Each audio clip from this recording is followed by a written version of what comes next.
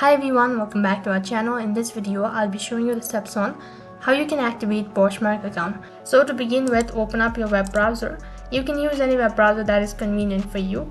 As for this video, I'm using Google Chrome. After you open up your web browser, on the search box, type in the link, that is www.poshmark.com.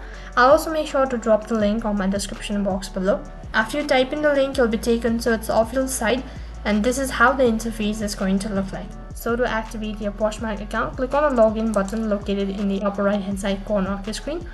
Now select the method of login in and then login into your account. Once you're logged into your account, select my profile in the upper right hand side corner.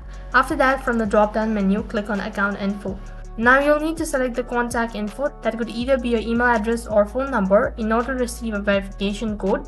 After you receive your verification code, now enter in the verification code and enter your phone number. Next page, select to complete the process. Select next in order to complete the procedure, and then you'll be notified through a statement that you've successfully activated your account. In this way, you can activate Poshmark account. That is all for this video. I hope the video was helpful. Make sure to like, share and subscribe to our channel. Thank you for watching.